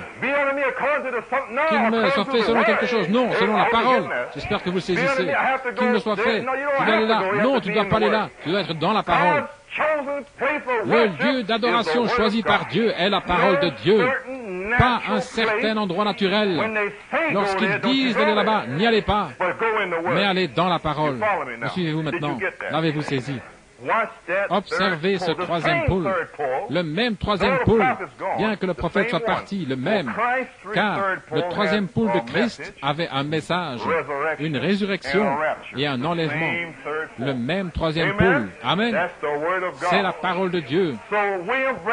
Ainsi, le troisième pôle de William Branham n'était pas son troisième pôle, c'était le troisième pôle du Christ. Est-ce juste? C'était le troisième pôle de Christ. Suivez-vous maintenant. C'est pourquoi ce troisième pôle se tiendra comme témoin à travers un prophète, à travers une épouse et une confirmation pour les appeler tous au souper des noces. Voilà votre confirmation qui est correcte. Alors, le reste d'entre eux qui sont assis là, la folie sera rendue manifeste à l'enlèvement. Ainsi, ils ne changeront pas maintenant. Ils resteront simplement assis là. Ils seront assis juste là, voyez-vous. Mais leur folie se fera connaître dans l'enlèvement. Amen. Où en suis-je maintenant? Oh, cela m'a inspiré. Oui, monsieur. Maintenant, ce que vous avez vu temporairement, vous le verrez manifester dans la plénitude de sa puissance. Maintenant, je dois continuer dans l'évangélisation. Voyez-vous, Dieu, dans la simplicité maintenant, tournez-les tous en ridicule dans le message ici. Frère Branham, oh oui. Tout comme j'ai été commissionné premièrement, je dois continuer. C'est pourquoi vous avez eu la parole et vous savez quoi chercher et comment vous tenir. Et mes amis, restez tranquilles. Amen. Mes amis, restez tranquilles. Je ne vous ai pas dit d'aller dans un endroit quelque part. Restez tranquille, voyez-vous. Restez tranquille, voyez-vous. Écoutez maintenant. Supposez que Dieu, avant la fondation du monde, vous ait ordonné, en tant qu'épouse, à vivre sur l'avenue Wilson, ou par ici à New York Est, ou à Harlem, quelque part dans le Bronx, ou quelque part. Maintenant, si vous brisez cela, me suivez-vous? Supposez qu'il vous a ordonné à ce que vous soyez là quand il manifesterait sa présence à Brooklyn, ou dans le Bronx, ou à n'importe quel endroit, et que pour une certaine raison vous n'y soyez pas. Que feriez-vous alors? Je veux dire, me suivez-vous maintenant? Que feriez-vous alors? Avez-vous entendu la voix de Dieu pour aller quelque part? Me suivez-vous maintenant? J'espère que vous le saisissez. Amen. Voyez-vous? Il dit maintenant, mes amis, restez tranquilles et continuez simplement à avancer, car l'heure approche rapidement où quelque chose va être fait. Maintenant, vous pourriez voir certaines petites choses étranges se produire. Rien en rapport avec le péché, je ne veux pas dire cela, mais quelque chose d'étrange par rapport à la marche habituelle. Parce que le point où je suis arrivé maintenant dans le ministère, je me mets en retrait. Voyez-vous, il s'est retiré, il a rendu si humble et simple, voyez-vous. Dieu était là, voyez-vous, surveillant cet endroit, attendant le temps pour l'utiliser. Mais cela va être utilisé, comme chacun le sait, car aussi certain que le premier a été identifié, ainsi a été identifié le second. Et si vous y réfléchissez sérieusement, vous qui êtes spirituel, le troisième pôle est correctement identifié. Nous savons ce qu'il est. Ainsi, le troisième pôle est ici. Il est si sacré que je ne dois pas en parler beaucoup. Je ne dois pas en parler beaucoup. Regardez maintenant ces gens qui essaient de comprendre. C'est si sacré. Vous ne devriez même pas en parler. Regardez-les. Qu'est-ce que ça signifie par là? Qu'est-ce que ça signifie ici? Voyez-vous, c'est si sacré. Vous ne devriez simplement pas. Vous devriez le méditer dans votre cœur. Pensez-y que la parole de Dieu vous a ordonné d'être dans l'épouse. Asseyez-vous simplement et pensez simplement à ça au travail, à la maison. Louez-le simplement. Eh bien, c'est tout ce qu'il veut que vous fassiez. Il ne vous a pas demandé de courir partout et d'essayer de le comprendre. Que veut dire ceci? Que veut dire cette bande par là? Qu'est-ce qu'il dit par ici? Et mettre tout cela ensemble, il a dit de le méditer dans votre cœur. Comme il vous l'a dit au commencement, il a dit ceci, ne dis rien à ce sujet. Voici le prophète qui parle. Cela parle de soi. Est-ce que la parole, depuis 63, le cri a parlé de lui-même? Cela a parlé de soi-même, mariage et divorce, et la Californie qui s'enfonce, cela parle de soi-même. Dieu a parlé lui-même à travers des messages, à la balle et toutes ces choses. Il a parlé de lui-même. Amen. Et il n'a pas non plus besoin de personne pour l'interpréter. Ils disent, eh bien Seigneur, tu dois être dans une grande tente, il n'a pas besoin de personne pour cela. Il a dit, je parlerai à travers un prophète que je suis en train de parler. Amen. Eh bien, que cela prenne un peu de temps, je parlerai de moi-même. Le voyez-vous? J'ai essayé, cela parle de soi. J'ai essayé d'expliquer aux autres et j'ai commis une erreur. Ceci sera la chose, à mon opinion, ceci sera la chose qui commencera la foi de l'enlèvement pour le départ. L'avez-vous saisi? Qu'est-ce que la foi de l'enlèvement si ce n'est la volonté de Dieu? Et qu'est-ce que la volonté de Dieu si ce n'est la parole de Dieu? Et qu'est-ce que la parole de Dieu si ce n'est le cri? Cela a commencé, mes amis. Attendez-vous l'enlèvement? Attendez-vous qu'une certaine chose se produise par là, que quelqu'un aille là-bas en Afrique? Attendez-vous l'enlèvement? Eh bien, à ceux qui aiment son apparition, il apparaîtra à ceux-là. Autrement, vous n'avez même pas le cri, c'est même pas trouvé dans votre cœur, vous ne savez même pas de quoi il s'agit.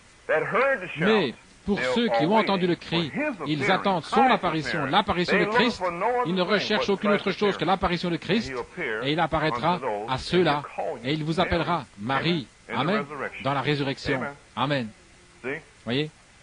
Il dit, je dois rester tranquille juste un peu de temps. Souvenez-vous, vous pourriez voir un tel changement dans mon ministère maintenant même, se mettant en retrait, non pas en s'élevant, mais en se retirant. Voyez-vous, il s'attendait à ce qu'il entre dans une tente, et il le dit ici même, je vais me retirer. Suivez-vous? C'est ce qu'il a dit là. Ainsi, se retirant et non en s'élevant. Et nous nous trouvons juste à cet âge-là maintenant. Nous ne pouvons pas aller plus loin. Nous devons attendre que quelque chose arrive pour le saisir. Alors, lorsque le temps viendra, mais cela a été pleinement identifié, le temps va venir où cette nation va exercer toute la puissance que la bête avait auparavant, qui est la Rome païenne, lorsqu'elle est devenue la Rome papale. Cette nation fera cela. Apocalypse 13 l'explique clairement. Et maintenant, sur ces personnes comme nous, vous allez être complètement retranchés de tout cela. Lorsque ce temps viendra, vous serez opprimés. Observez ce que je vais dire maintenant. Alors, observez le troisième pôle. Ce sera absolument pour les totalement perdus, mais il sera pour l'épouse. Maintenant, nous sommes plus proches que cela ne paraît. Souvenez-vous, il vient comme un témoin. Je ne sais pas quand, mais cela est réellement proche. Il se peut que je construise une plateforme pour que quelqu'un y marche.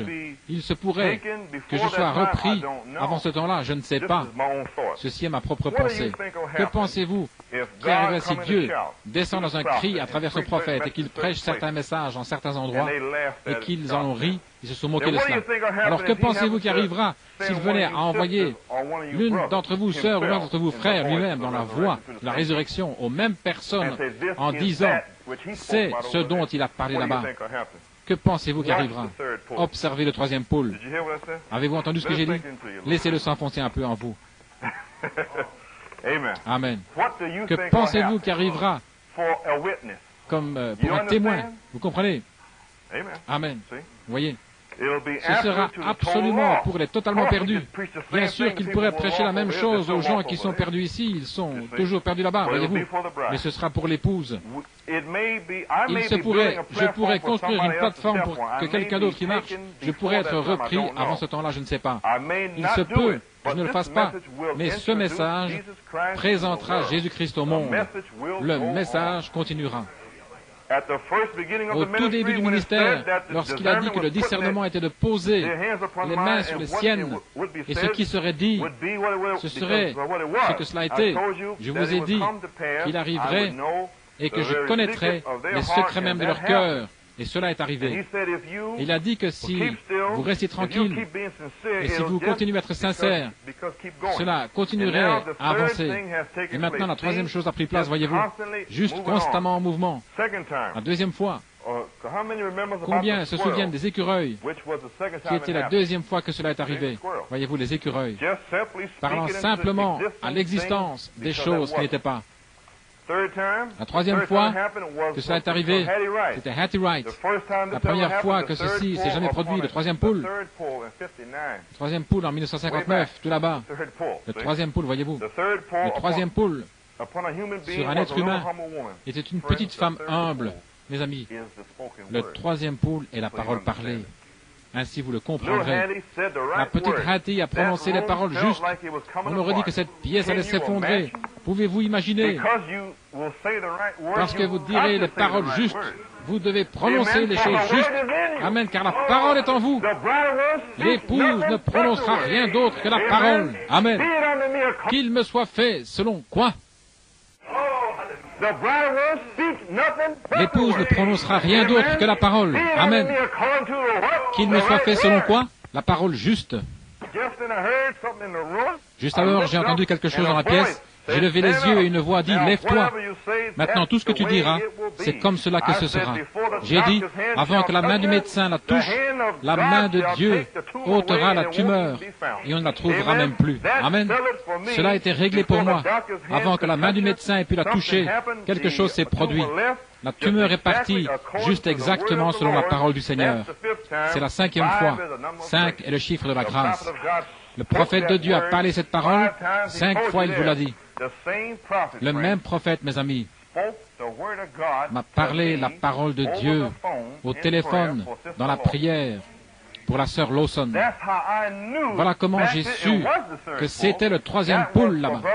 C'était pour frère Hunt et moi-même, et pour vous, savoir que la parole parlée était là. La mâchoire de sœur Lawson était rongée, dévorée. Il n'y avait rien qui restait là. Vous savez, tout cela, les radios l'ont prouvé. Rien ne restait dans sa mâchoire. Et il a appelé à 11 heures en 1965, une nuit d'été. Il a dit, frère Coleman, prions. Pouvez-vous imaginer ça? Prions. Et il a prié Père Céleste, et par une là, et ainsi de suite. Et il a continué à prier comme cela.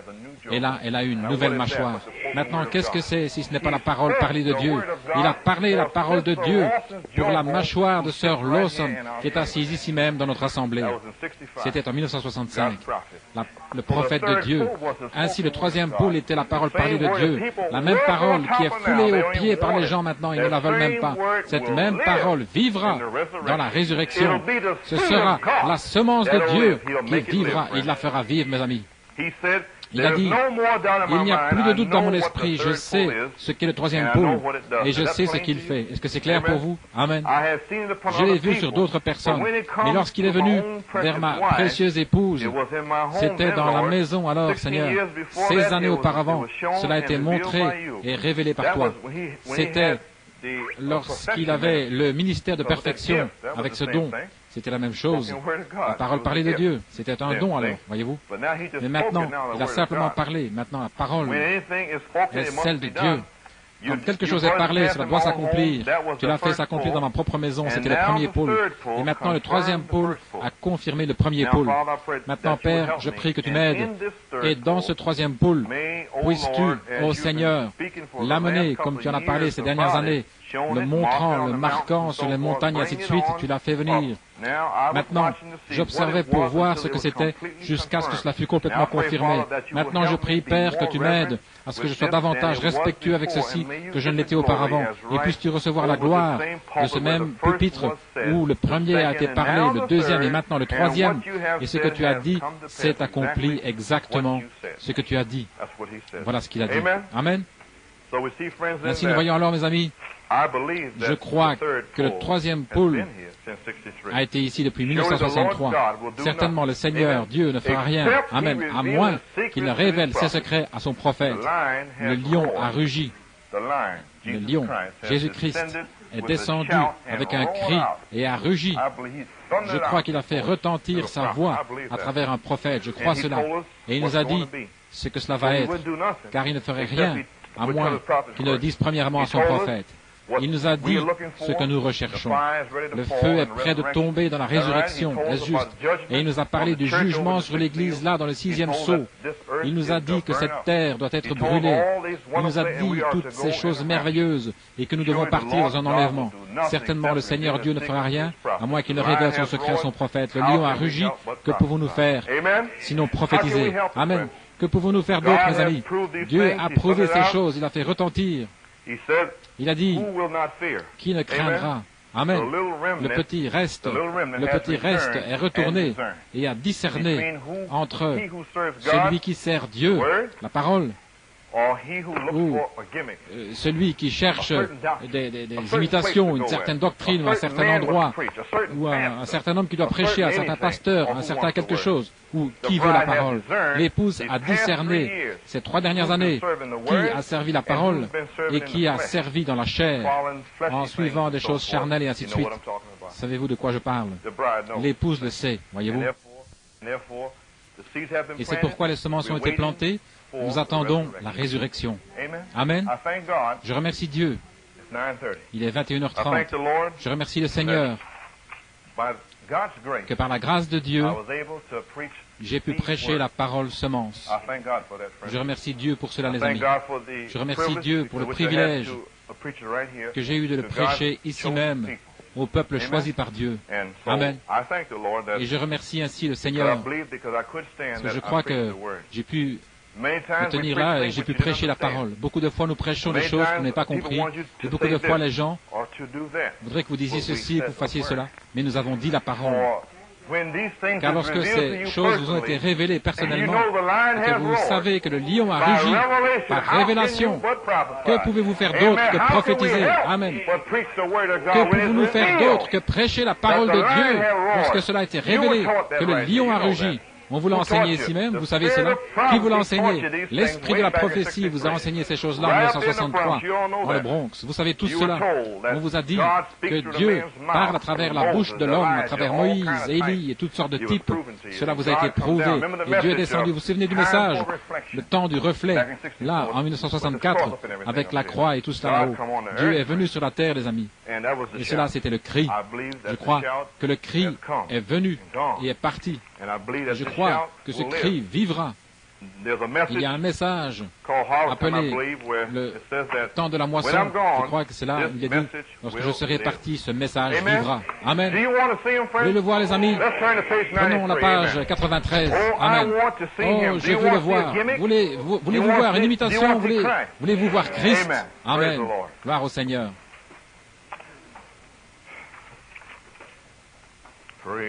Gloire à Dieu. Eh bien, à la page 93, aimez-vous le Seigneur.